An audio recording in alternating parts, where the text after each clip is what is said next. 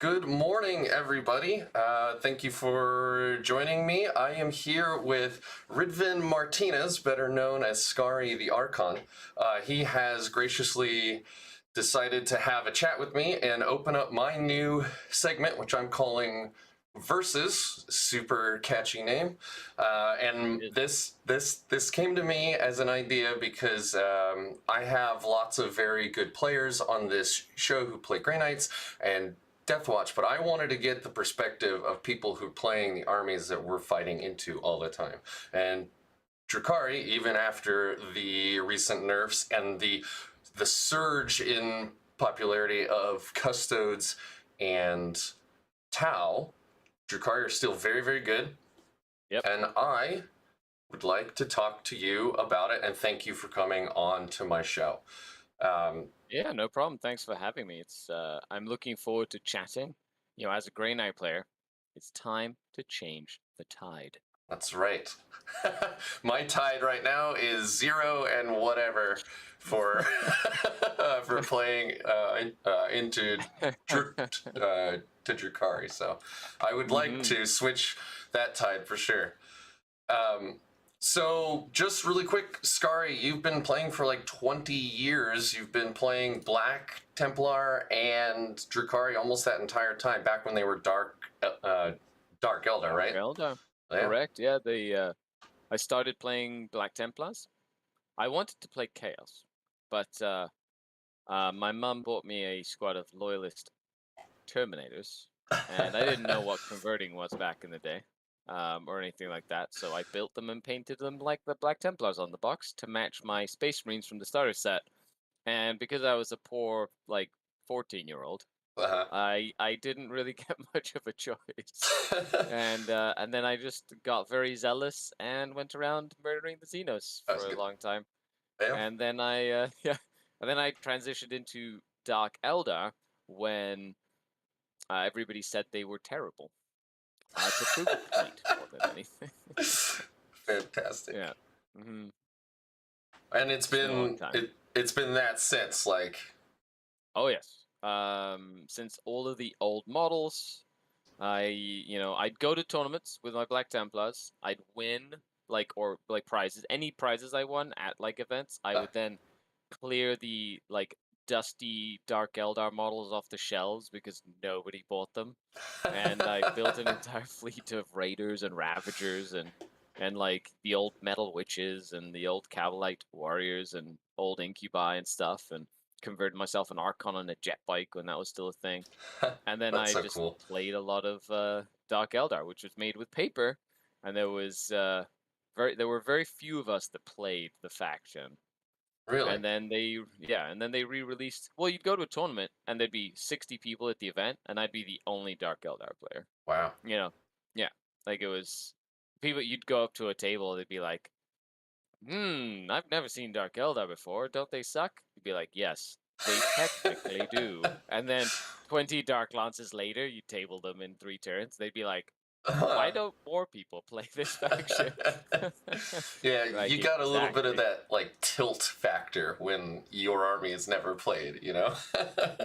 Yeah, it's like nobody knows what it's capable of because nobody plays it, which is the complete opposite now. Like, it's been played so much in the last 9 months that it's very hard to come up with concepts or ideas that nobody has seen before. Which for the versus segment helps you as you prepare your versus the faction that we're talking about today. Yeah, absolutely. Which is a fantastic transition. So I want to start by asking you, I mean, we have seen, like you mentioned, over these last 9 months, and for a player who only started at the beginning of the pandemic because I needed a hobby that took my mind off of things, so I started painting. Yeah. Let's start with the permutations that we've seen of Dark Eldar so far. So we saw what I now call Thin City. There's like lots of Raiders, Witches, Incubi, and then that transitioned into Thick City. And now we're seeing that with the recent nerfs to that. So Thick City was lots of Taluses, Cronuses, Grotesques, backed up by Homunculus. so on and so forth. So what are we seeing now? Like, I honestly haven't been following the Drukhari meta almost at all. Hmm. I've been dealing with some family stuff. So what is the current Drukhari meta? Well, it's funny because I had a good chat with Anthony Vanilla last night. We were talking like doing an Art of War clinic for Drukhari, and we're both going through our like new list concepts. Like he's going to a big event called the Cherokee Open. I've been developing a list mainly for team-based events, being Very that I'm cool. on the Canadian national team. So the concepts for team events are a little different than like solo events because with team events you can sort of sidestep those terrible matchups. Yeah. Like if you just don't put me against Tau sort of thing. I'll I play feel like anything everybody's gonna say that right now. especially Dark Eldar or anything that has like crazy out of line of sight shooting. However, our concept lists were very, very similar, which is very funny. So you've gone from that thin city, which you said, then it was like liquefier spam, then it Yeah. was like thick city, which is like Talos, grotesque, like minus damage, negative damage, and then with the changes to that, it's sort of like a combination slash more towards the traditional thin city stuff again, which is still incredibly powerful. We're seeing Helions, we're seeing Incubi come back in a big way, and we're seeing Raiders and transports come back as well, which is something that everybody has sort of moved away from. But at least like minds like Vanillas and myself, we're already thinking of concepts like bringing all those things back, Yeah. as well as reintroducing the triple patrol into our armies, where we can have access to Cult of Strife again for ignoring Overwatch, rerolling wound rolls, like getting all the benefits and the competitive edge succubus that's almost there exclusively to murder Everything. custodies, which Nice. is because you don't rely on rerolls with her, right? Right. So she could just do a lot of damage through like no rerolls or whatever the custodies are using for buffs. So Gotcha. with those added tools, the list is sort of like done full circle almost and come back to what we were seeing early on, which is like it shows how robust the codex actually Yes. is in terms of what is like what you can take with it. Very cool. So you were saying the triple patrol. So that's not a real space raid, right? That's just that's its Yeah, own. it's a style. It's a style. So, Drukhari can take multiple patrols, and if they make an army of just patrols, then each patrol is 0 command points. Right. Yeah. That's very nice. Yeah. So they don't spend any CP. That means you can take like Cabal, Coven, and Witch Cult, and then have them all or triple patrol with three different three same Cabals now. But it used to be you could have like different patrols, different Right. stuff in there. It's just a very versatile way of making a list. But I do like the real space raid is near and close to my heart though. What a fantastic codex, like you said. Where I mean, when the Grey Knight codex hit, I was super stoked. I got a Mhm. copy, and the day of, I did a live stream actually of a game, and my buddy Reed was playing his Drukhari, and I told him like before. It's like, hey man, I'm gonna bring all kinds of goofy stuff. I just want to play things and like see how they work. So I brought a Storm Raven and stuff. Not exactly a competitive list. Yep. And he messaged me a few hours before the stream. He's like, "I'm sorry, man. I can't make a bad list. Like all of this stuff is so good." Yeah, unless you like bring like all of the beast packs, you're usually like you can't go wrong. You could almost close your eyes and like point at random things in the codex and make a list that works. That's Like pretty it just cool. shows you how robust the book is with the internal balance. Yeah. I think there was one time I played a game when it early came out where I randomized everything. Like I just randomized auto trait, drugs, relic. Like I randomized like what units I had. It was probably one of the most entertaining games I ever had Right. because it was like completely random. And then we played a match play mission and we randomized our own secondaries. Like we couldn't pick our secondaries. Like we randomized secondaries. It was like it was the craziest game of 40k I've played in a while. That's hilarious. Actually, that Uh, sounds amazing. I've been thinking about doing a Drunkhammer thing where it's totally random or open war, and it's just a yep, goofy I love game, open war, and by you the just way. yeah. I think I saw a bat rep with you on mini wargaming, Yeah, I've been doing playing work with them for against. 9 months now. Yeah, we do a lot of open war there because it's but we kind of like hybrid it with the Star Wars Legion style. So it's not just pick 3 cards and play it. Mhm. It's draw one of each card, and then each player gets 2 vetoes. So you can veto one of the 3 cards, Oh, and you have 2 vetoes. So if you don't like a deployment zone, you can veto it. If you don't like a mission, you can veto it. If you don't like one of the twists, you can veto it. But then you have to play with like, what is left essentially. right. Interesting.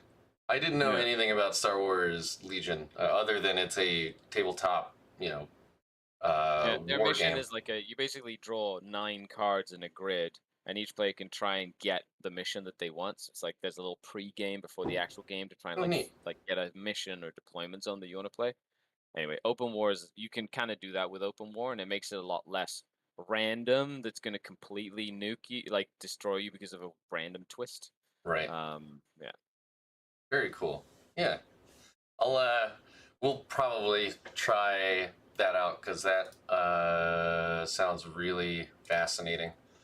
Um, so we've already talked a little bit about the strengths of Drukhari, just that it is so amazingly internally balanced and flexible with your list building. What other ways would you quantify the Drukhari army's strengths? Or yeah. So yeah, so Drukhari plays the mission very well. Like ninth edition is all about holding objectives, getting points, moving around the table, uh, doing actions, right? So there's a lot of things that you're supposed to just do that are built into the game, and Drukhari tend to have all the tools to do what you need to do for the mission, and then have stuff left over. So when you're playing the game, it feels like you just never run out of things, right? Like I played a game recently where, I pounced on my opponent, I killed a bunch of their stuff, they bounced back, killed a bunch of my stuff, and then they so like I could hear the disheartened.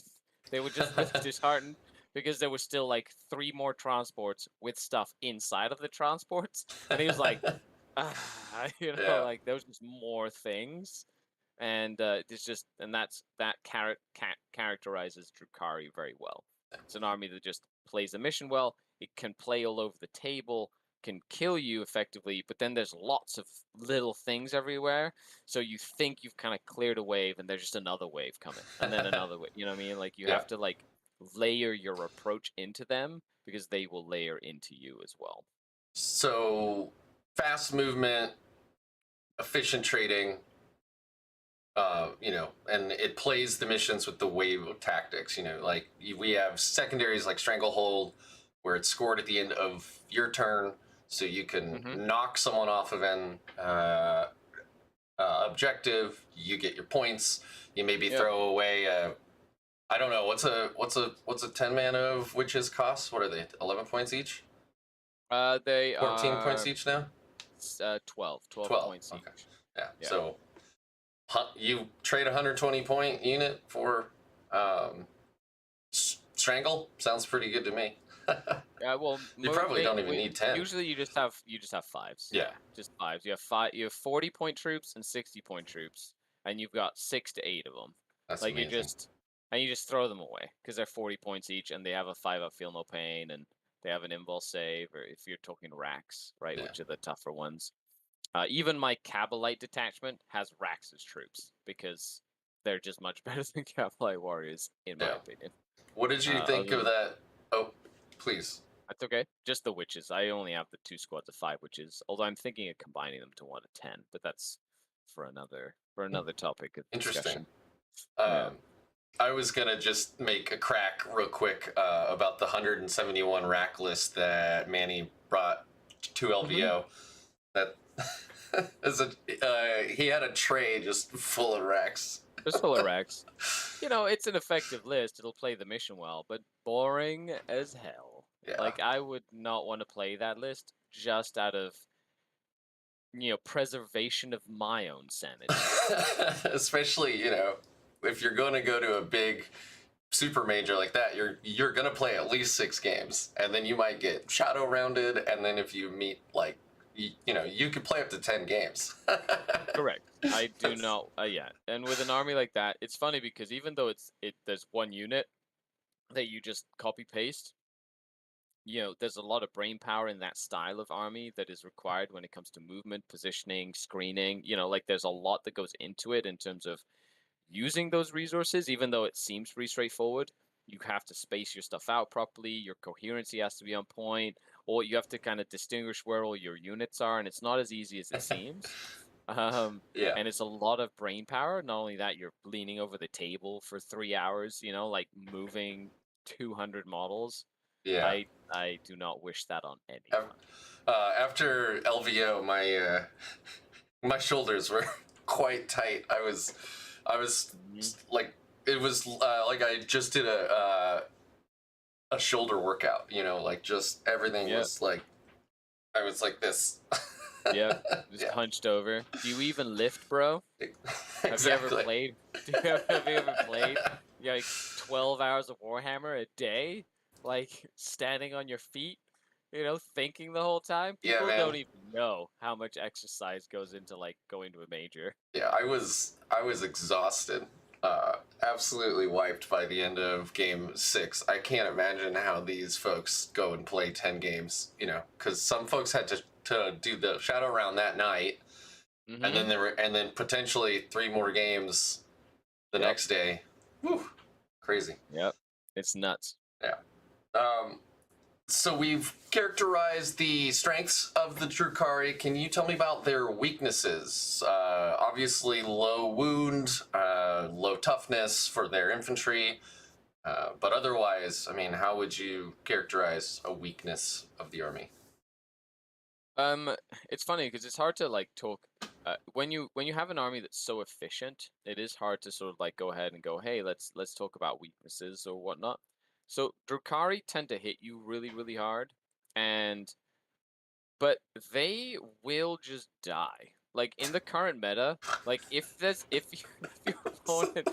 your opponent can see anything, right? If they can see things or whatever, like your units just melt away.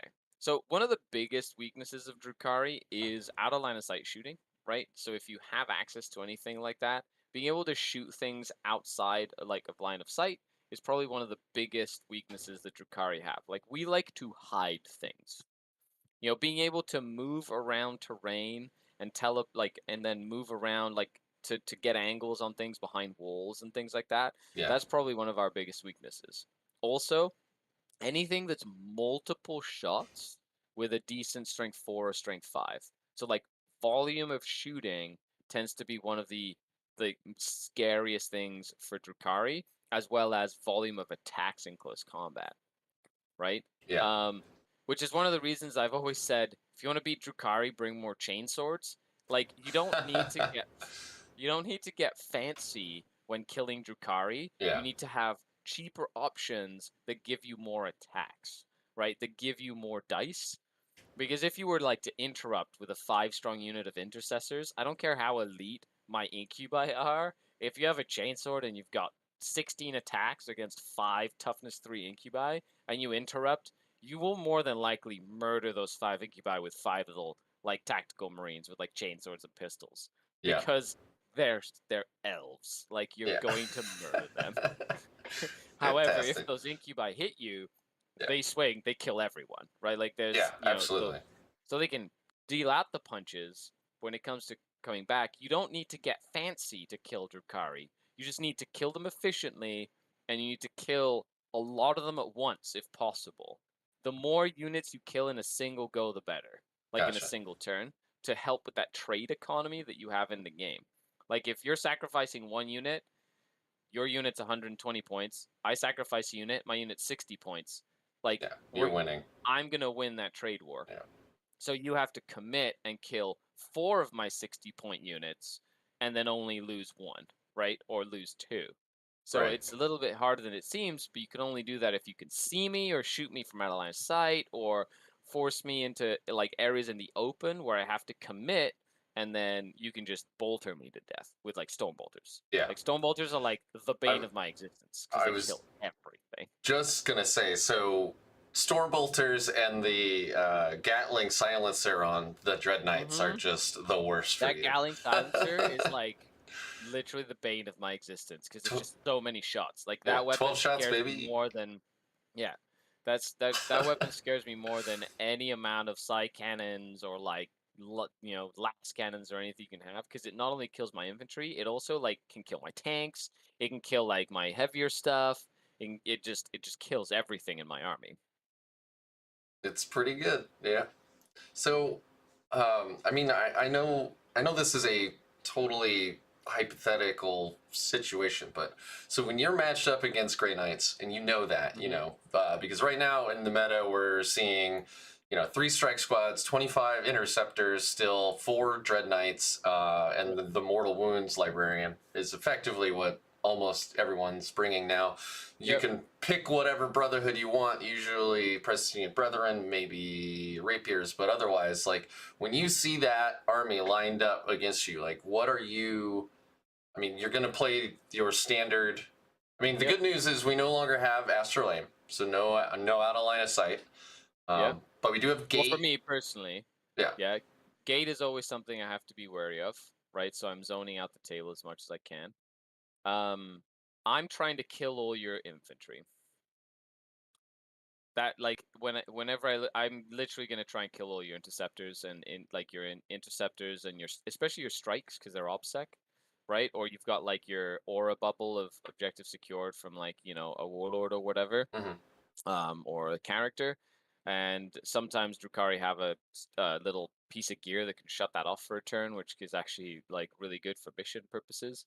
But mainly I'm trying to kill all your infantry, like all the little Okay. strikes and the people who can shunt around. Like I know the big guys are going to be an issue, but if I can, I will kill everything except those. Yeah, okay. So, Yeah. I got to play Alex McDougall at Hmm. LVO, and he came in Yep. fourth with his Jeans Steelers. Very nice dude, and we were talking after the game, and he was explaining that, like, yeah, you brought 5 Dread Knights, and those are scary, and they're gonna scoop units all game long, but if I can kill your infantry, I've won the game regardless of how Yep. much you kill. So it's the same kind of thing.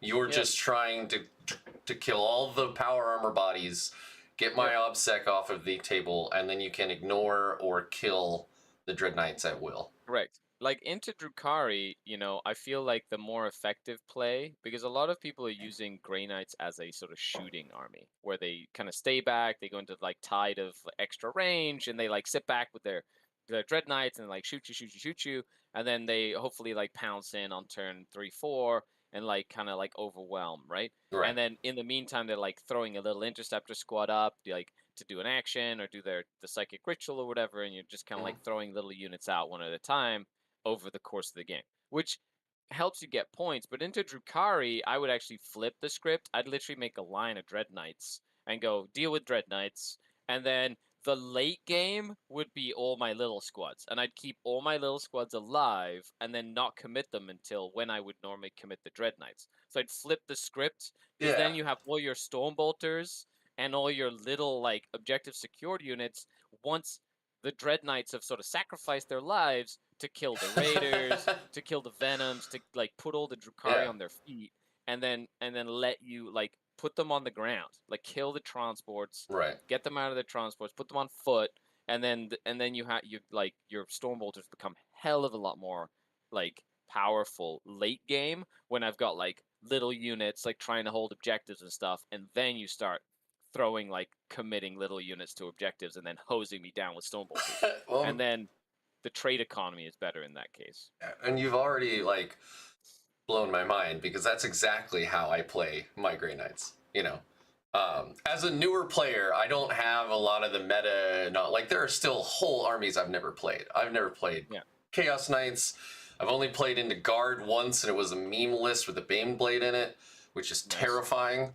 Yep. But anyway, I don't have that like meta knowledge where I can be like, okay, against this army, he has these units. I know that I can't bring this secondary. Like, I just have a game plan. I'm like, Yep. you know, at LVO for most of my games, I knew I was going to do Strangle, Banners, and then Purifying Ritual. And I stuck to the script. So what I was doing was, like you said, I would put out, you know, I would move up an Interceptor Squad, cast Purifying Ritual, get my Stranglehold. They die on the next turn from whatever. You know, and then I do it again, and then I do it again. And so it's great that you have already, like, blown my mind where you're like, you're probably playing that wrong into Drukhari specifically. You know, the Drukhari player wants you to play that way because then you're playing their style of game, that trading game. And like you said earlier, you're going to trade a 40-point unit for my, you know, 130-point unit, and that's huge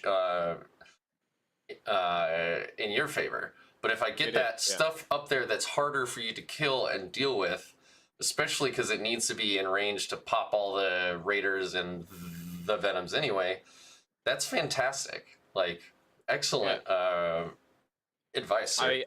Yeah, no worries. I equate that to, it's funny because I've started running Ravagers in my list again. And Ravagers have triple Dark Lances, right? Yeah. So they're like Dark Lance stuff. So I played a 1,000 Sun game recently. He's got big block of Terminators, he has Spawn, you know, he's got like ton of Flamer, like guys, lots of Psychic support, you know, just 1,000 Suns. And I screened with my Ravagers. So my Ravagers were like at the front of the game, and they were like a mobile wall that was like two Raiders long. And a lot of people would say, why the hell are you putting Ravagers up front? Because they were like the least useful thing into that matchup for me. Like, if there was anything I could sacrifice, it was my Ravagers. Like, the Dark Lances are pointless into that list.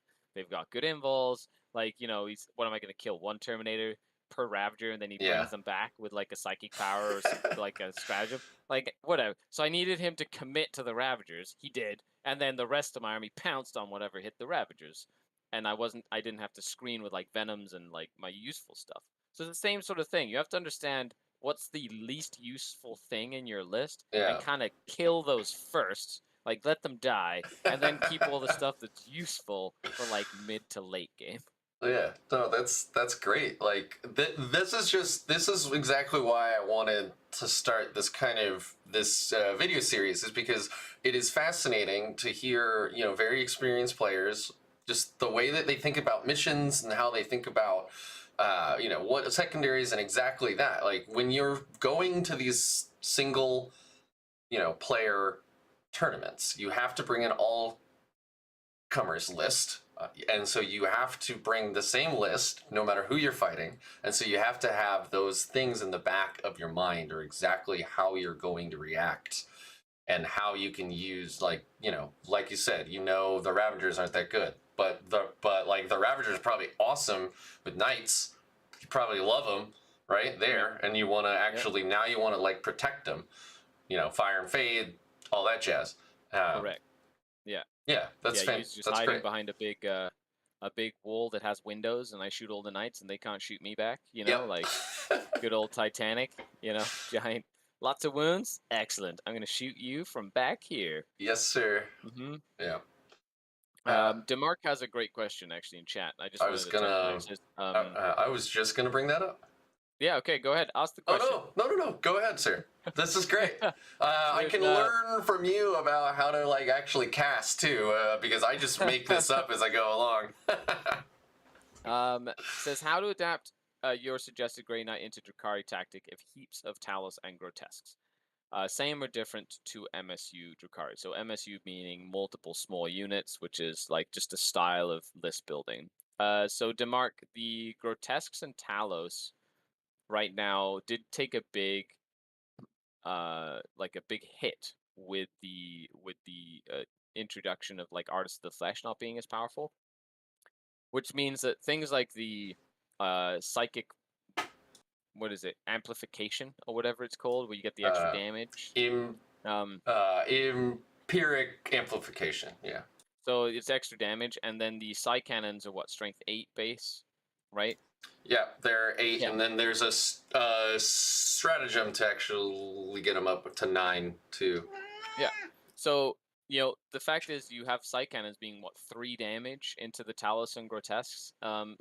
And then the other stuff, is still pretty good, or you get the +1 to wound or the reroll 1s to wound or whatever, depending on, like, what Brotherhood you are. That matchup is a lot more in if it's not MSU Drukhari, it's actually better for the Grey Knights. Yes, Talos will kill a Dread Knight. Like, they will go into a Dread Knight. If it's an unwounded unit of Talos, they will kill a Dread Knight, right? However, they probably only have 2 units of Talos, and now the Dread Knights will kill Talos with their close combat attacks, especially if you have like the sword, right? Just gonna go in, do a lot of damage because it's like high strength, and then all the Psy Cannons will be able to do. So you have 4 Dread Knights. You'll lose 2 Dread Knights, and then you'll have 3 Dread Knights to like solidify it. But the key here is if you lose your infantry as a Grey Knight player, you can't play the mission anymore. You need Right. to screen out the Drukhari so they don't like do any backfield shenanigans, right? Then you wait a couple turns, and then you can like jump forward, gate, and then you just need to crack open like the transports and kill all the juicy stuff inside. So I would want to kind of force my Drukhari opponent to commit by like baiting them out, being like, if you don't commit your heavy stuff, like I'm going to take the midboard. And as soon as they commit the heavy stuff, being like, I'm willing to lose 2 Dread Knights, And so you layer the Dread Knights, put 2 up front, 3 at the back, and then, one you attack with, like, you get maybe lose both Dread Knights, maybe not, who knows? And then you can mortal wound / shoot basically both units of Talos Death, because the math actually works in the Dread Knight's favor now with the added damage, which I think is like before it used to take 5 Dread Knights to kill 2 Talos. That's not the case anymore. Yeah, you're not wrong there though. That minus Yeah. 1 damage was crazy. Mm-hmm. But all great points, dude. And thank you for your question, Demark. And thank you for getting me in touch with Skari directly and making this whole thing actually happen. Um, so have you done any reps into the new Deathwatch Army of Renown at all? No. I Okay. have been coaching a few people that have been running it, however, Okay. but I haven't played into it yet. Drukhari play decently into Space Marines. Like Space Marines, it's like Drukhari are almost custom made to kill Space Marine power armor. It's like they're designed to kill Marines. But there's some really cool, depending on how they FAQ the flamers hitting and auto wounding, which in Europe it's allowed, but like ITC Frontline Gaming has FAQ'd not to allow. That kind of really changes a lot of the crazy stuff you can do Have with they? the Army of Renown. Huh. That's actually news to me. I didn't know that the ITC had made an actual ruling on that yet. Yeah, they I believe for LVO at least they ruled against the flamers that auto hit auto wounding. Right. Although technically they're still a hit, so they would auto wound, which then means like a double hand flamer squad of doom with auto wounds on hits is like crazy good. Yeah, that's actually. I Yeah. mean, not the flamer part specifically, but one of the lists I'm playing with is, like you said earlier, just bring chainswords. Well, a Deathwatch veteran can have 2. So Yep. I'm playing into that because all I have to do is hit, and then for 3 CP, you can make them all auto wound. Mm-hmm. So if you roll into like a Carnifex or something, or an Exocrine, you can at least make them roll a lot of saves. Well, that's the whole point. Like you go in, I hit, you just take saves, right? Like it, and then but it's like 50 hits. So take 50 saves. I don't care if you have a 3 up or like a 2 up that goes to a 3 up. Like you're just taking a lot of saves. You're gonna fail some of these rolls and you're gonna lose some models. Yeah. Yeah, it's funny because being a Drukhari player, like into certain matchups that wouldn't be considered the like top meta stuff, like against Chaos Space Marines, for example, like the most dangerous thing for me is like a unit of Slanesh bikers that can like double shoot all their bolters with like a million combi bolters. They like veterans of the Long War and fire like a bazillion bolter shots and then double shoot a bazillion bolter shots, right? And that's more dangerous to me as a Yeah. Drukhari player than like a double shooting like unit of like obliterators, for example. Yeah, and I mean, you're not really worried about the like AP2 noise marines or whatever because any Eh, AP and you're invul anyway. pretty much. Yeah, Hmm. those -2 bolters are no joke They into are no joke. a space They marine will army. kill you. Yeah. Especially if they can like ignore cover or something, and then it gets really, which is and 40K is such a killy game that it's kind of like chess. Like a piece that's out there is just gonna die. It doesn't matter what piece it is; it just dies. It's like, you know, a pawn can kill a queen in chess. Like, is that fair? No. Is it crazy powerful for a pawn to be able to go stab a queen in chess? Absolutely. Just you know what I mean. But it's the same in 40K. Any piece, any unit that's out in the open is just gonna die. Like that's usually how that works because the game is so killy. Yeah. So you have to like really use line of sight blocking terrain and stuff to your advantage to like only lose the pieces when you're willing to lose the piece, and then until that point, kind of like not commit the piece to it dying, basically. So Necron Tier has a question. Hey Skari, I'm going to my first tournament as Necrons, which that's awesome, man. LVO was my second, so Nice. I feel you, dude. Just climb in there. He's saying there will likely be loads of Dark Eldar, and he wants to know what's the one thing that they should look out for and try to block or counter. I think screen backlines, yeah. So, so Necrons have a lot of tools to completely eliminate Eldar, Drukhari. Like they have a lot of tools that work well into the meta. I say this often, I'll say this again. Too many people play Necrons like they're Space Marines. Hmm. Necrons are not Space Marines, they're Xenos. They have to be played like Necrons. So you have to like kind of think janky Eldar thoughts while playing with Necrons. Nice. Yeah. Like there's a couple of builds that when I see as a Drukhari, I'm like mainly ones that have tons of scarabs and wraiths. Like if you're building an army with 15 scarabs, 15 wraiths, and they're all obsec and have a pre-game move, I was just gonna say, and they're all object or I'm like, yeah. I am. That's the thing. That's what terrifies me the most, right? Secondly, like giant blocks of Lich Guard are just fantastic because they're just especially with OBSEC and pre-game move. And then I feel like if you're a Necron player and you're paying too many points for characters, you're wasting your points. You know, like don't pay a couple of characters just for key stuff, but put most of your points into like bodies. Also, a giant unit of Locust Destroyers with a heavy Locust Destroyer is like legit amazing, especially with they're in cover like Cryptic Arcana. Ugh, Now, it's isn't actually that really good. like strength 12 shooting or something? Like it's The or is big this guy is like a strength 14 or or something. strength okay, or Three, I was gonna say yeah, it's like strength 12 or 14. It's ridiculous. 3d3 damage for it. It's like it's it'll kill a tank. Yeah. But the other locusts with the elimination protocols, dangerous as all heck. And then if you've got a techno monster, just bringing a model back every turn or whatever, you can have a resorb nearby potentially if they really get pounded.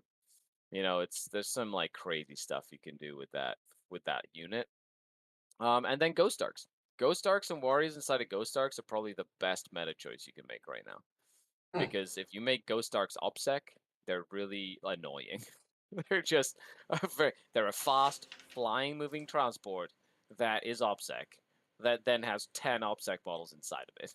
So So you if you have to pop it on the then double OPSEC objective, shows up. yeah, just Like boop. it's just you need to layer. You have to like make the activations less efficient for things like Tau or Drukhari, whatever. So you need to force people like crack your transport to get to the warriors inside, which is normally better than just having 20 warriors, for example, because it forces 2 activations to shoot at the same thing instead of 1 activation, Right. right?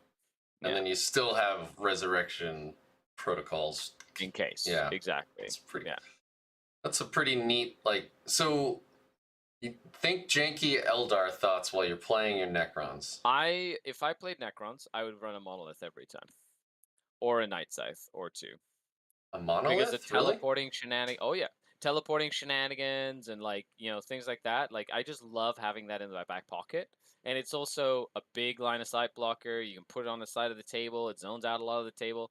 There's a lot of yes, it dies, sure, but I'm not going to take 3 of them, and I'll take like 2 60-point characters. You know what I mean? Like Yeah. I'm gonna Okay. offset my point costs elsewhere to afford it, if that makes sense. Yeah, absolutely. And have you ever seen a monolith in combat? It is No. scary. Okay, it I've auto never hits even you. seen a monolith. He has like 6 auto hitting strength 10 like 3 damage attacks or something because the little portal like vacuums you up. Like doesn't even have to roll to hit. That's amazing. And it can have like last cannons on it with the little like particle last cannon beamer things. Mm. And it's toughness like 8 or whatever. Yeah, it doesn't have an invul. But yeah, whatever. I'm gonna play Necrons like I want to play Necrons, and it's gonna be janky as hell. I love that you're talking about building a list specifically for like teleporty shenanigans, and that's like all the Grey Knights do. It's just teleporty shenanigans all game long, all over the place. Yep. Yeah. Mm-hmm. Like I love putting a monolith in the middle of the table and then deploying like my whole army. So say I had like a big block of 20 warriors, a big block of 20 warriors, a character with like or whatever I wanted to do, a character with a veil, and like a monolith and like something else. And my opponent like it's like a redeploy without having a redeploy because you can like move a unit with the monolith and then veil the other unit and literally like flip the entire table to the other side in like a single movement phase, and your opponent has committed to like killing all these warriors over here. And now all of a sudden they're like right on his flank, like crushing the where he didn't deploy his army. Right. And so that style of play I think is very useful with Necrons, but I don't see it a lot. I see a lot of people going, well, I'm going to use these Scorpax as Blade Guard veterans, and and they like run up the middle of the board and then they will die. And you're like, well, they're not Space Marines. Very. Look at this. I mean, I've only got a few games into Necrons at all, so I haven't seen a lot of these models, and I definitely have not deep dived into their playstyle like you clearly have. I mean, you probably get more games in a week than I do in a month, easy. So. I play a few games every week. Yeah, a combination of narrative Crusade style games and competitive games. Yeah, very cool. So DeMarc has another question. He says, or he's asking, should the Army of Renown for Deathwatch use the Specialist Extremist, that's the auto wounding strat, to go after the fast and OPSEC stuff or the heavy stuff? It depends what style of Drukhari army you're playing, right? But like the first thing you need to do, like you have each unit, right, that has the extremis, and normally you have what 3 extremis units, right? So I'd probably do something like a long range extremis unit, a mid range extremis unit, and a combat range extremis unit, and then have like the option to tier it. So first or second turn, you can use the rocket launchers or whatever on the long range extremis unit to crack open transport, or to like do some range support, tackle the big stuff. Then you've got medium range one when it's like turn 2, turn 3, where you've got lots of shotguns or bolters, or you're doing something like the flamer bomb, that sort of stuff. They can come down and either kill the transports that you have remaining or start killing some of the infantry or some of the units. And then your close combat units, which are then designed to like do that counterpunch and make sure when you go in, you kill the things you need to kill, where it comes to like the characters or like a big unit of incubi or the grotesques or whatever. So it's about layering your approach. However, the priority is always kill the fast stuff. Like Drukhari are already super fast. Kill the transports, put them on the ground, and kill anything that flies. So like Hellions, Reaper jet bikes, like if you don't kill that stuff, like they're going to be all over the table, and it's going to be really frustrating because you need to try and keep them in front of you, right? And if not, they're going to be around you, in between you, behind you, and then it's just then it's game over. And they're all charging. Yep. All the time. Being annoying. Yeah. Yep. That's awesome. So my thought, I mean, when I read the Army of Renown and I read that strat, I read it because it's your anti-tank response with low strength stuff. So I don't know that I would use. I mean, into like grotesques or three Talos with all those, chain swords. Otherwise you're gonna wound on fives, maybe rerolling ones. But this lets you just get in all those hits as wounds. Yeah. But like, I wouldn't use it on a 5-man unit of witches because whatever I shoot at them is going to kill them anyway. Like stock Yeah. bolters are gonna do the trick. Witches die if you shoot them. Yeah. With a frag grenade. Like literally. Just That's a true. little frag grenade, toss it, dead witches. Beautiful. Well, if anybody has any more questions, please feel free to drop them in there. So the only thing that kept Deathwatch on the map for a while there, and this has recently been nerfed with the increase in points to the Redemptor Dreadnought, but was the Dread Castle, right? Because the Dominus Aegis allows a bubble of a 5-up invul to all core units, and that is effectively the only thing that made Redemptors not godly, was that they didn't have an invul, so you give them one, like in the new Black Templars, huh, buddy? I bet you love them there. Once you can do that, it's There's just only one vow. exactly. Cover, what's that? I don't know. Cover. Don't need it. You're gonna charge anyway, right? Cowards. Hiding behind walls and in craters and stuff. So, do you see a prevalence of that playstyle anymore? I'm not really, but if I'm completely Only honest, with Ultramarines, to be honest. Yeah. Like, I still see the Ultramarine Dreadnought lists, mainly because people have built and painted their 8 Dreadnoughts, and they're running 8 Dreadnoughts and Guilliman or whatever it is, and it will still get you if you're not prepared to, like, have, like, mental preparedness to deal with, like, 3 Redemptors, Volkites, like, the Leviathan Dreadnought, like, you still have to be mentally prepared to play against that list. However, it's not as prevalent anymore because of the rise of things, like Thousand Suns or, things like Adeptus Mechanicus that could just blow them off the table, like an Orcs, right? That had like a lot of ways to just kill Dreadnoughts very, very quickly. Mm. The Regiment of Renown Deathwatch doesn't let you take the Dreadnoughts. So, like, and when I ever saw the Dreadnoughts, especially with the Plasmas, it was more about going to tag them in combat because they can't shoot the blast in combat, and then trying to tie them up with witches so they can't fall back from combat with the opposed roll off. And then if you could no retreat a Dreadnought, like you could literally move block an entire section of the enemy army, and like they couldn't get through and around because they're Dreadnoughts, that sort of thing. Yeah. But it's not something I'm seeing a lot very often. Now it's more things are gravitating mainly towards like the Custodes 9 bikes, right?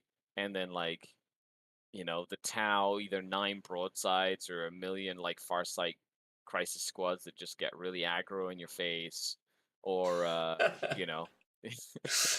man, I have that's not. kind of what we're seeing now. I have not played the new Tau, but like I've watched a few bat reps and it's frightening. They kill you like they always did. You know what I mean? It's just it's not a fact of going first or second. It's mitigating that ability of them to kill you so quickly. So sometimes against Tau, you just have to not play for 2 turns and hide. Yeah, and bring some dedicated transports. Like a Greynard army with a couple of rhinos into Tau is going to be 10 times more effective than a Greynard army that has no rhinos, because then they have to crack the rhino to get to your infantry, right? And then and if you hide the rhino, then it's like their line of sight shooting is plentiful, but it's only like strength 5 and strength 4. Like they don't really have like out of line of sight anti-tank weaponry. Right. So it forces them to use either a big squad or multiple activations to try and crack the rhino before they can get into the squad inside. And the squad of Grey Knights is what's going to win you the game at the end of the day, because you've got good damage weapons that can go in and kill crisis shooter drones, right? Like with the halberds or swords, you're like straight 2 damage weapons. They don't have damage reduction. And then you've got Stormbolters that can clear like the infantry and things like that because they're still only toughness 3 infantry. They're like Cavalry Warriors. They just have a much higher damage output, but they literally die just as fast as Cavalites. Yeah. It's just all the I'm very jealous of all the movement stuff. Like the pre-game moving devilfish full of breachers that then get to, advance, and then the breachers can still get out at the end, and they can't charge, but they can still shoot, and those shotguns do not mess around. No, like they are strong. Yeah, that's the stuff that I'm like really looking, buddy. And he's like, I want to see outside, he says. Yeah, clearly. There you go, buddy. How do you like that? Okay. I have 3 cats, so I understand. Yeah, same. I have 3 cats and a dog. But nice. Yeah, a house without pets doesn't feel like a home, but that's me. Yeah. Yeah. Yeah, I agree. So, man, let me ask you some other questions while we wait for our viewers to chime in. What is your favorite Drukhari model? The Tantalus. Just, that was really fast. So that's it. The Forge World Tantalus is the like huge, my favorite model. The giant, the double, huge like pirate ship. If I could play it every game, I would. If Tau weren't a thing, I would be taking it to a tournament this weekend. Because if not, I'd just put it on the table and it would instantly die. Get shot. And I would be very sad. Yep. How does what's the point cost of that bad boy? It's 280 points. No. So it used to be 310. The latest update made it 280. So it's actually like really good for its points. It's just big. Broadsides go brr and it just dies. Yeah, when I saw so they showed us the railgun, obviously. Everybody was like, "What?" Which turns out they're not using them a lot in competitive because at maybe top long tables, strike, that's it. Like the bodyguard. One. Bodyguard long strike. Sure. Hilarious. Anyway, so I was like, I saw that, D6 plus 6 or whatever, and I was like, I'm not worried about the railgun. I'm worried about what they're going to put on the broadsides, and I bet you it'll be D3 plus 3, and I was right. And I am way more scared of the broadsides than one railgun. Well, it's 2 shots per broadside, and it does mortals. As well. Exactly. And they're super cheap, and they're infantry now. And they've just got what are you thinking? They must have so many in the warehouse. They're like, what we should do? We should move some of these broadsides. 120 points? Nah, 85 points. What? Are they 85 a piece?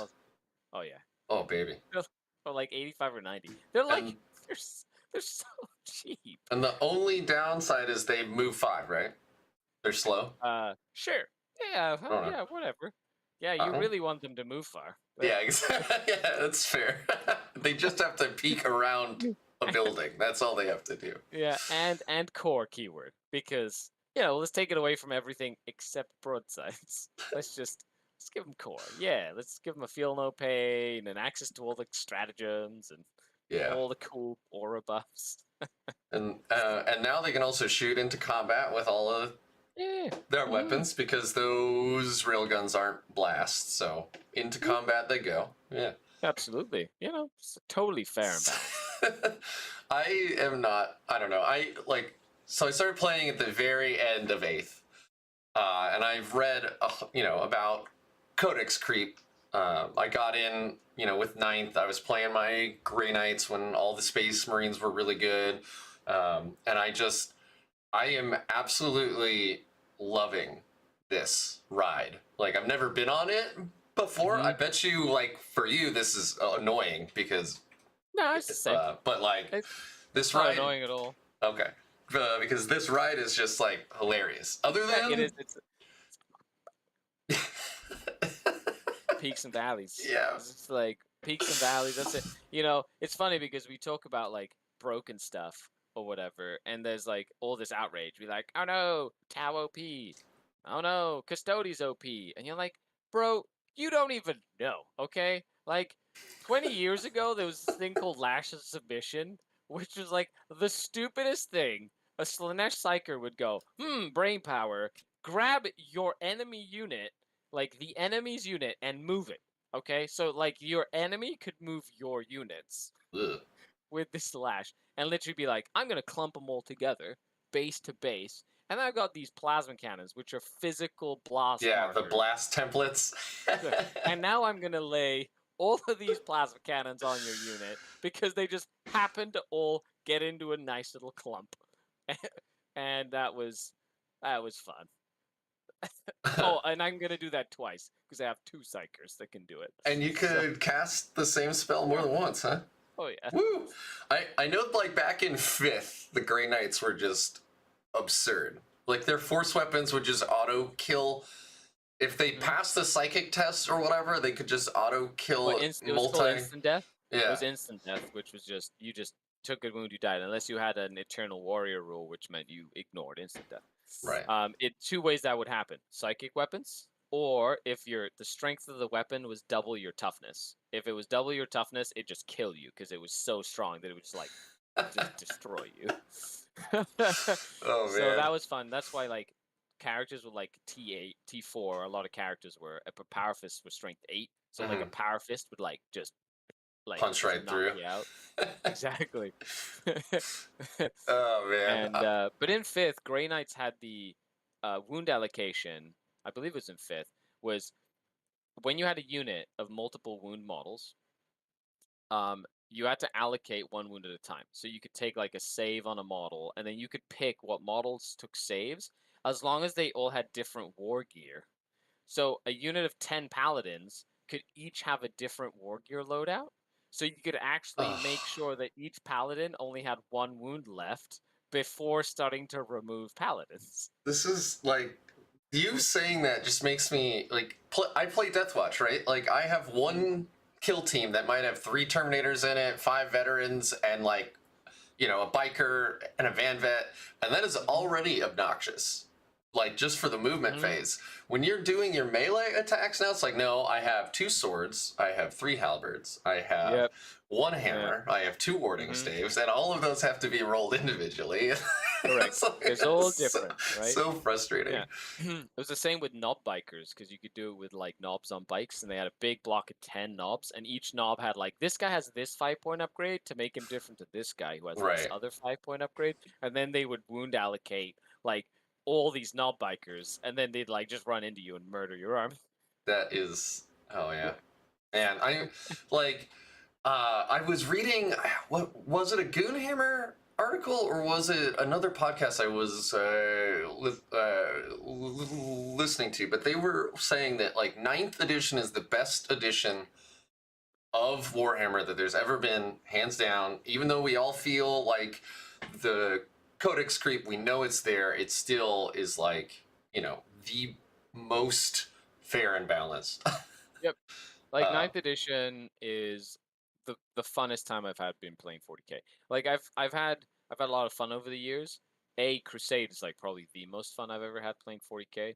But like the fact that the meta is constantly changing and shifting and evolving. Like, it's not like the stagnation that it was back in like 3rd and 4th edition, where if something was busted or broken, it was busted for like 4 years. Yeah. Like, and there were no FAQs. There were no like, and you knew that if you were gonna go to this event, like 20 players would show up, and 16 of them were playing Space Wolves with like 18 rocket launchers, because that was like the busted thing to play, right? And you know, and that was kind of how it was. Now, at least, like, yeah, there's some stupid shit. So, pardon for the swearing. There's some stupid stuff in the meta, right? There's some stupid stuff, but it's like, at least it's just like, it's like a shock to the system, and then it like moves on. Like, it just, you know, like it hits you hard, it ruffles feathers, and then it like tends to like peter off, and then something else will ruffle the feathers. Yeah. And it's I find that entertaining. And then people like freak out, and the hot takes online. They're like, oh my god, like the end of the world is nigh, and this and that. And you're like, yeah, sure, sweet summer child. Yeah, it's been a hell of a ride. I'm glad that I got into it. hobby's amazing. There's the incredible community. There's the the hobby aspect of it. All the meta, like the mental like the strategy of everything is so deep. It's amazing. Yeah, and then you have the lore and stuff. Like if you and it's just it's all encompassing, right? Like you can have fun painting, collecting, hobbying, creating lore for your characters. Yeah, Like absolutely. or you can just follow the meta and build the next stupid thing and spend like $1,000 or thousands of dollars building like each individual meta army as it comes out and chase it, whatever. And it's really got something for everyone, and that's really cool. I don't want to forget our questions down below.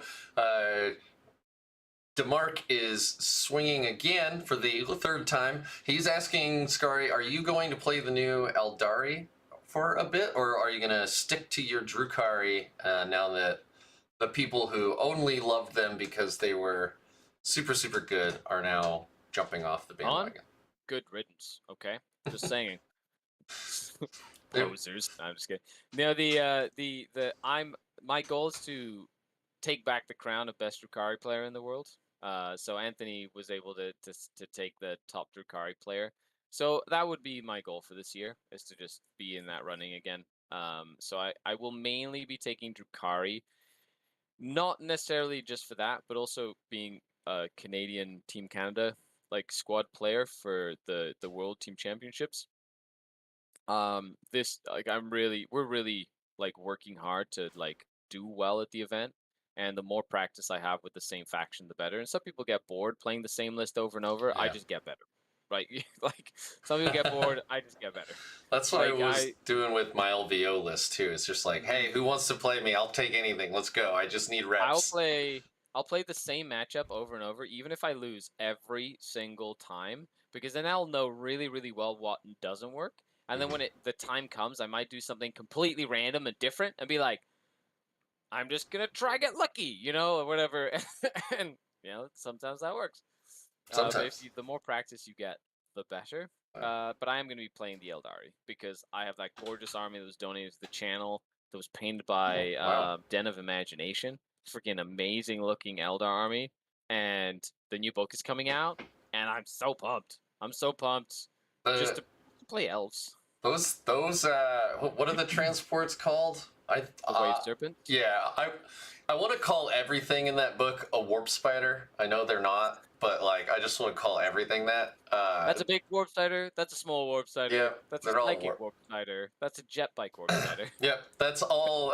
When I started playing, one of my buddies who was teaching me, who's been playing since like third, he has a Eldari army. So yeah. I was already in information overload, and then he's trying to like tell me the names of all his models, and I'm like, I can't do this, dude. Like, I'm full up. Let's call it a wolf spider. Yeah. So yeah, I mean they have like transhuman -1 damage and an invul now or something. I have no idea. I don't know. I know. I haven't been keeping up with the rumors. Yeah. Yeah. It's I mean, whew, that's a spicy transport. All I know is that all I've seen is the stuff that GW has put out officially, and I like the idea of a webway gate. I'll tell you that much. That sounds really fun. That looks really neat. I like.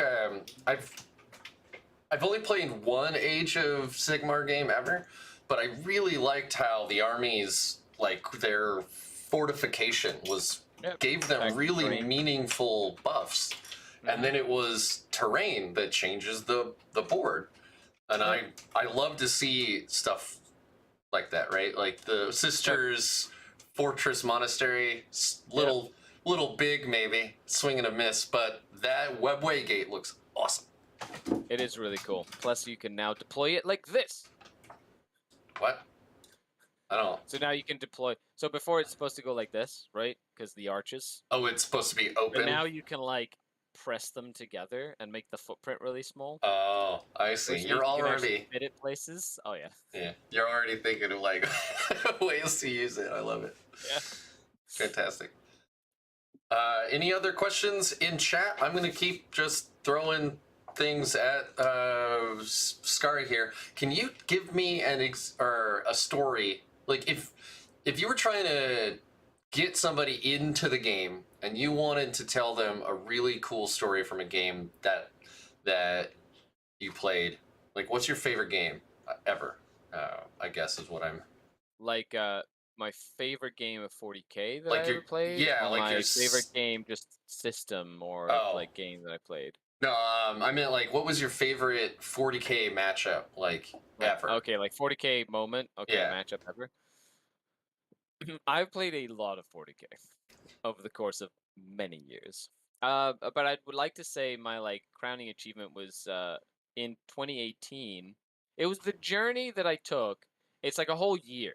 Okay, it was a whole year of gaming. It was a journey that I took from 2017 Capital City Bloodbath, which is a Canadian tournament, um, where I was like, I was like, I'm gonna go to this big tournament. I haven't been to a big one in a very long time. First like big event I'd ever gone to. Like I'd gone to GTs, like small GTs or whatever. It was my first like 2-day event that I've ever been to in 2017. Okay, like I'd done a lot of RTTs, but never like a big event. Hmm. And I went, and I was like, yeah, I'm gonna take my Drukhari, gonna take, yeah, I'm the big shit, whatever. I literally went in there and I went like 2 and 4 out of 6 rounds or something. Like I got smoked. I got spanked so hard, and I was like, I need to do better than that next year. So I spent the entire year just preparing and playing games and using like a very similar list, and it was a whole year process. And then I went back the next year hoping to go, 4-2. Like I wanted a winning record. I ended up winning the whole thing, and that was like it was like my first big event was like 110 person like major tournament in the ITC, and that kind of put me on the map competitively, if so Hmm. to speak. And I want to say like, and that was when Inari was silly, and that last game I believe is streamed. I don't know if it's still anywhere, but I played against double spear Inari with like my Drukhari army, right? Like and it was against a great player, Tim, who's now my Team Canada teammate, now on Team Canada and was, and it came down to him, I think, splitting fire and not killing 2 things that he needed to kill. He killed one, and then he was forced to like charge it, and that gave me enough to like come back into the game, and then I ended up winning it. And that was like a very iconic moment because it was like that, like it was like it was very close and tight game, and the tension popped, and it just happened to give me more of the string, if that makes sense. Yeah. And that was a good like iconic moment because the whole event I played Castellan, Catachan Guard. I played like all these like stupid lists like one after another, and there was like this build up of like just emotion that like at the end of that game I was like, ah. That's awesome. Yeah, that was Uh, like that's probably my favorite moment. Yeah. yeah, that's a real like comeback from the underdog, I imagine like a Rocky training Yeah, montage where you're montage. like, yeah, I was punching frozen beef, okay? yeah, there you Like I go. literally was like punching frozen carcass beef and like getting Beautiful. better, just like telling my dice I'd crush them if they did do well. Like Strike fear. yeah, the hammer would I be like did the 1 in dice. every 10. I decimated 1 in every 10, at Nice random, reference. Roman Legion style. Yeah, beautiful reference. I love it. This story kind of feeds into Ordo Hispanicus's question, which is for you, Skari. Do you think that being such an incessant player, even with an underdog faction, allows you to beat over the top factions, but obviously with more effort? Yes, I do. I look. It's all about honestly. Mentality has a humongous part in how I play the game, right? Because you can play with the best faction and be really negative and like lose and go, I shouldn't be losing. I have the best faction. Okay, great, fine. Or you have like a shitty faction and then go into every game expecting to lose, and then you go, I've already lost this game because I'm playing the shittiest faction, you know. And you take um all agency away from what you can do about it. Hmm. Like if you go into a game and go, I lost this game because I didn't get first turn, or unless I get first turn, I'm not going to win this game. Like you're already giving yourself an out. So a lot of it comes down to just mentality. Like, is it hard to play shitty matchups? You're damn skippy. Have I lost most games? It's like a bad matchup for me, or like I get into a bad position and get tabled in 3 turns. Cow, right? Yes, I have, right? But I always go into the game going, well, there's a chance. Like we're playing a dice game. You never know what's going to happen, but you have to give that chance life, Yeah. right? If you just stamp it out before you give it a chance to potentially happen, no matter what happens, you're never going to be in the mental state to capitalize on something that happened, right? Like I recently played a game against Devin, who's tactical tortoise Oh, okay. champion, right? Triple was it? No, he's running 9 broadsides or whatever, just crushing people. Tactical tortoise invitational champion, Team Canada teammate, and we were playing an internal scrim, and I'm running my old thick city. Like this is 9 Talos or a bunch of Talos, bunch of grotesques, and he literally ran the anti thick city before the update, and then Yeah. we played with the update rules. So we had all these strength 8 iron cannons that are 4 damage now when they overcharge or whatever, like double riptide, barracudas. He had like long strike. He had like the army to murder my army. and and even though he like tabled me in like almost 4 turns, no, it actually went. He was supposed to table me in like 3 turns, but I made the game go to 5 turns, and it came down to like some very key things, like him overwatching my succubus with long strikes railgun to death. You And know, like, wow, what are the odds? That's what awesome. are the That's actually exactly what are the odds? like that's a hilarious like narrative moment, right? Yeah, literally charging She's because my running up. succubus. He shot all this stuff into my Archon and my succubus, like didn't kill the succubus. Succubus survives, right? Then runs in, ready to charge long strike. Only has 7 wounds left. She's got a like test of skill triptych whip. She's gonna go in and nuke long strike, and then pile into some bodyguards that have airburst, and literally not let them go anywhere. And then they can't shoot, and then take over his objective. It was like all this. It was just a house of cards ready to fall. He literally shoots like her with a long strike Gets like railgun in Overwatch, and I was like, 6 to well, that was hit and fun. then 6 to wound, and then you're just like, well, okay, I ended up that's I it. ended up losing that game pretty handily, but at the same time, it was like I was clawing for that chance to like come back into the game and never letting off the gas. And I think that's an important part of playing a underdog faction or into a bad matchup. You just have to like play it through to the end and give yourself an opportunity by not like sabotaging yourself mentally when you go into the matchup, Yeah, right? If yeah, and it's yeah. So without going too long-winded on that, that's like that's the core concept. And the way you can do that is by getting really good at the basics mechanics of the game itself.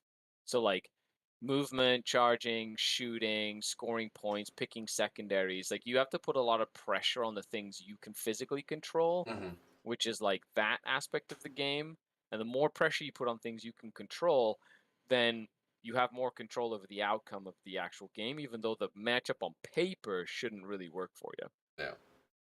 I love that. I mean, anything mentality related, especially when there's a game like this where it's 3 hours.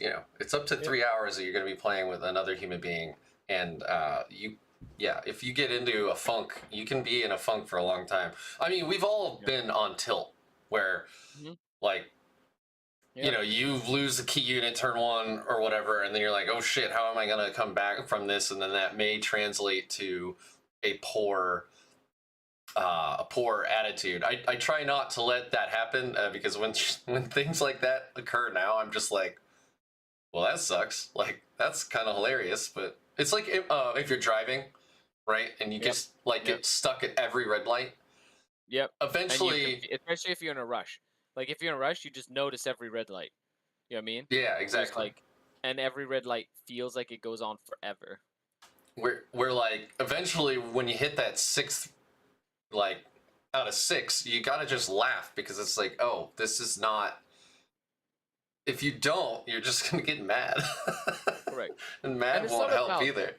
it's not about never going on tilt because we are human and we all do go on tilt. You know what I mean? Yeah, It's absolutely. about it's about um it's about noticing when you're going on tilt and then having some sort of a strategy to bring yourself back from that tilt moment fast enough to then take control of the game again. Because like your lizard brain when you're playing is going to either make you fight, flight, or freeze, right? And those three are not good. Like you either fight and just go all in and say F it, and then you just like move and advance everything and charge as many things as I can. Like some people react that way. Other people react as in like, oh crap, I'm losing, and then they find every line of sight blocking building and hide their whole army and go, you can't kill me anymore. But that's not gonna like help you win the game at all. And then some people sit there with analysis paralysis and literally spend like 15 minutes going, and then they freeze, right? So there's like like a deer in headlights. You know, Yeah. you've got the three like lizard brain reactions to like a stressful situation. And the key is having like a strategy to catch yourself and then reset and then step away from the game, right? Because the zone like around the table, it's funny, it's like a 2-foot radius around the table becomes like the zone, right? And being able to remove yourself from that zone and reset, like like take a step back and look at it as what it is, which is just a game. Like you're literally just playing a game with toy soldiers. They're not Yep. real lives. Like, you know what I mean? Like you, no matter how many models die, like next game they're all back again. You know, Yep. Fred and Bob and Jack, you know, they're all still back in your army. You know? And you get to start all over again. For me, it's I notice when I roll the dice, the way that I roll the dice and extend my arm and let go of the dice from my hand is Huh. I can tell when I'm starting to go on tilt by how I roll the dice. Like I'll roll the dice, and if I literally I have this like mental conditioning where I'm like, I need to take a break. And I literally will put the time on me, I'll go splash water on my face, I'll drink some water, I might sit down, I'll go to the bathroom or whatever and just take a step back from the game. Huh. And that but that's I've taught myself how to catch myself when my physical body is kind of like going on tilt, if that makes sense. Yeah, absolutely. No, that's really interesting that like, all these reps that you've got in on this game over the last 20 years has like conditioned you, like you said.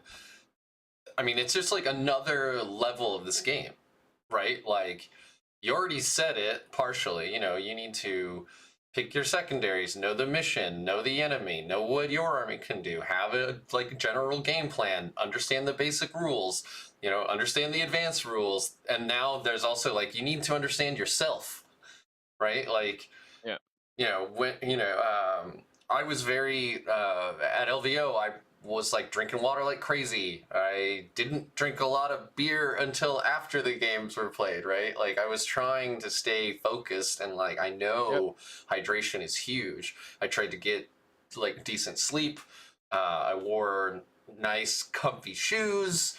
I'm all of those things were about knowing myself and trying to make myself comfortable. But like you've played so much that you even have a more like inward facing sense of what you're like when you're becoming taxed. And I think that's really cool. Like it's not anything I've ever actually heard anybody mention in any podcast or any like interview ever, is like just knowing when you're stressed, like, and realizing it consciously. I mean, obviously you're having all those physiological responses, adrenaline, Yeah. you're like tensing up, all of that, but it's hard to notice that. Yeah. And I'm not perfect. Like, I'll notice after a game if I like made choices or whatever, like under stress, and we're human. Like the key is not to not be human. The key is to just like take your humanity and like understand it better Yeah. so that you can like compartmentalize what's happening. Like if I go to a tournament, every game is its individual bubble, right? Hmm. Like I might lose my first game, but that has no impact on the rest of the games I'm going to have. Like, because every single game is in its own isolated environment. It's one of the reasons I don't read lists when I go to a tournament. I don't care who's there with what lists because I don't want to waste brain power until I know who I'm playing and then I read their list and who I'm physically actually playing at that moment in time.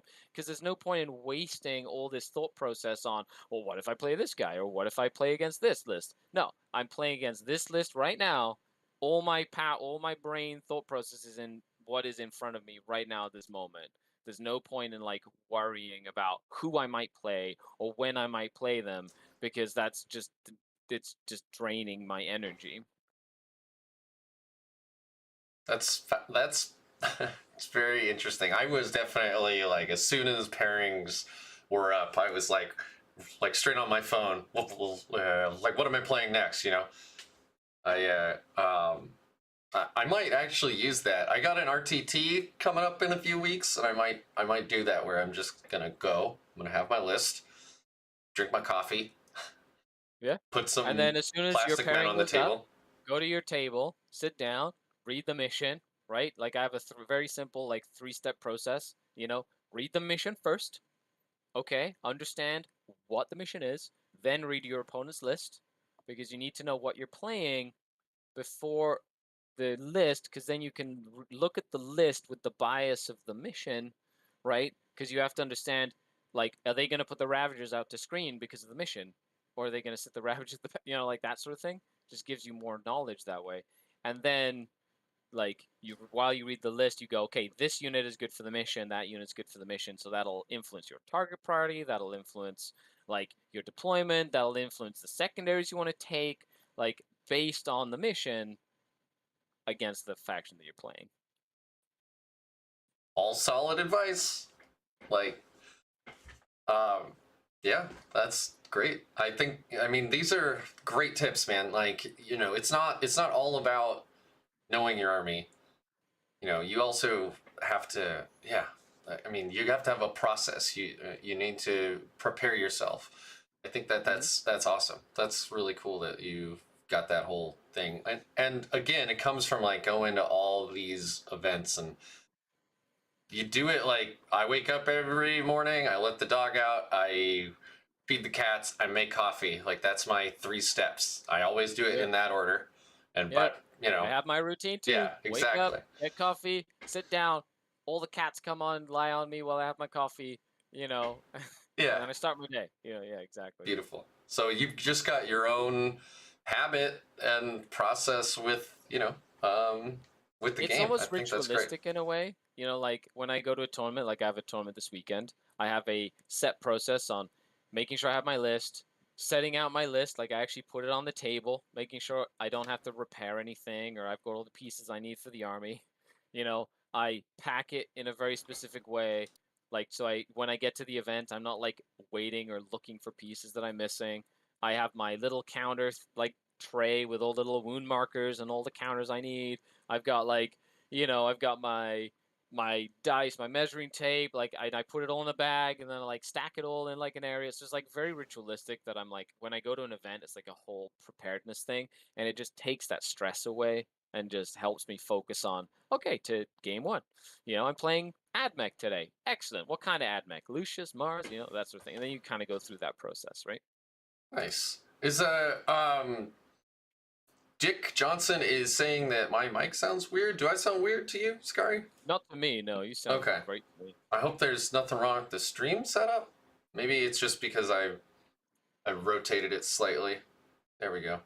That might fix it. I feel like somebody else might have said something. Oh, really? I didn't. Like early on. Sounds good for me, says DeMark. Yeah, but I'm no audiophile. Yeah, I don't know. Sorry. I try to pride myself on decent audio on this, and now that I've learned some of these skills, like when I listen to other things and they don't have good audio quality, which I never thought of myself as an audiophile either. It's not like I won't listen, but I do notice it. I'm like, oh, okay. Like, I don't know. Yeah. So Sweet F, I think that's what STE means, is asking if we've seen some of the new Warhammer releases, and they've got one that's hidden. I haven't seen this. I don't know what they're talking about. I don't know. I literally don't have time to follow everything that they like. I don't have time. Yeah. I would love to. I just get surprised. I'm like, ooh, they're releasing this. That's fun. When it comes to rumors and stuff, I don't keep up with that stuff at all. I do appreciate everybody, like, anytime there's any kind of like technical problem, I do appreciate it when you mention it, because I'd rather try to fix it than have it just be awful for 2 hours. But Yep. yeah, I haven't been following almost any of the new Warhammer preview stuff either. And while I do like the lore, I gotta say, having just gotten into this hobby, I am not super well versed in all of these little nuanced lore things. So like, I think the Second Legion is one of the ones that was destroyed, right? I have no. I It's I like could the second. I could tell you, but I don't remember. Okay, but so I don't know. I do not know.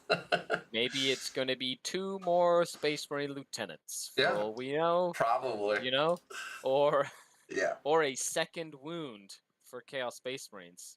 No. Right? Like, no, they're No, just trolling us now. it's fine how it is. Just 1 wound for all of you, forever. Yeah. Okay. Well, were you at LVO? I don't know why I did not go to LVO. I don't know this why year. my voice cracked there, but there it I goes. did not go. Yeah, I didn't go this year. I just didn't go. That's a good that's a great Mickey Mouse voice, man. I just sat at home. And now I'm going to get copyright struck by Disney, which is definitely one I won't fight. Cease and desist. Yeah. Okay, Mickey. Sorry. No problem, Not the buddy. whip. Yeah, not again. First you take Star Wars, and then you take my YouTube channel. I'm really yellow today. I don't know why. I got like these. I need to get different lighting in here. Oh, I look like I'm pallid. Like my flesh has no blood in it. I look like a vampire. It's okay. Look at how white I am. I'm like this all the time. Okay, this is just my face. You're very golden. I am. I am turning into a Custodes slowly. Speaking of which, let's actually talk about that for a moment. So, I was reading a post on Reddit about how custodes are just like perfect into the current meta. I mean, do you think that has any bearing, or do you think it's just a really good codex? I read it as well. Nice. Yeah. I think Custodes were never terrible. Like Custodes always, even before the new book, they were scoring lots of points. Like just like they could score points. They just would lose by very few because a lot of the times they couldn't deny the opponent points. Mm-hmm. Right? But one of their key tools to deny points, which is really the bikes, because they're a high pressure unit, got a very big boost with an extra wound, especially. Like the defensive strats and stuff, they already had that. Now you add the katas on, and you add the ability of them to actually kill like vehicles and stuff at range with their rocket launchers, essentially, and then you give them the ability to have more durability with like pressure units, which now means that they can stop you from scoring, and they're still incredibly efficient at killing, right? With like the point changes or whatever. And so they went from losing by a little bit to winning, right? Like they just now are winning. Like it was just enough of a push over the ledge, but that push over the ledge has led to like an 80% win rate, right? When they're not playing the mirror or into town, right? So it's like, yeah. So it kind of gave them too much fly, right? So like they're flying too high right now, which is fine. I can't complain. Drukhari was stupid good for so long. Man, Like now Custodes are stupid good. Yeah. Okay, sure. And then Eldar are probably gonna come out. They're gonna be stupid good. And Tau are really dangerous. You know, they're like a super gatekeeper army. You know, like and then you have, you know, the rando knight player that shows up and tables people because they still love their castellan and nobody's prepared for that now. You know? Yeah. Except for Tau. Except for Tau, right? Who is rock, prepared? paper, scissors there, you know? He's like, look, I actually brought 3 hammerheads with railguns. Oh, I'm playing knights. Beautiful. Exciting times. Fantastic. So, oh man, it's been an hour and a half, Skari. I just want to thank you so much for all your time answering questions. Like this actually means a lot to me. This is a new channel, really. I've been doing this for about a year. Nice. And, you know, it's really, really cool that I got to start this new segment and the first one on is you. Like, I am honored. I've been watching your stuff. I've been Art of War subscriber for a long time, so it's really cool to to have you on here. Speaking of which, so Skari has his own YouTube channel of which he's wearing the T-shirt, but it This is is the old one, but yes, haha. But it is the SkardCast. There is a link already in the description down below. He is also a coach on Art of War. They have amazing competitive content over there. Unfortunately, it's like drinking out of a fire hose, where unless this is your full-time job, it is hard to actually get through all that content. It's a lot. You Yeah, kind of have it's a to like lot. bite size. Like Yeah. if you have a faction that you like just like seek out that stuff, or just have it playing all the time and just overload your brain Yeah. senses. You could have it play as you fall asleep, and then you'll unconsciously Oh, I like it. get all that data. Wow. Print the transcript out, put it under your pillow. You learn by osmosis. Works every time. Worked for me through university. It was how I learned. Oh man, just lots of like life lessons here. I love it. Any other shout outs you want to do, Skari, before Oh, you thanks a lot bounce? for having me on. I really appreciate it. This was really fun. Anybody wants to reach out, I'm, like you can send me a message on social media. I am on various social media platforms, and yeah, this is great. So thanks for inviting me on, and for, I hope that you take some of this and go crush your Drukhari opponents into Yeah. fine dust. Don't forget to just make sure you just burn them and cleanse them with flame, so there's nothing left of them to then be regrown by the homunculi, because they just test tube us. Okay, and then we're just back again. It's just popping up. Oh right. man. Okay, well, thank you everybody for joining us. Don't forget to pop over to Skari's YouTube. If you haven't already, you might be here because I think he already did a hype post. But yeah, like, subscribe, share, all that. I know it's annoying. Everybody says it, but it really does help us out. And don't forget to call your mothers.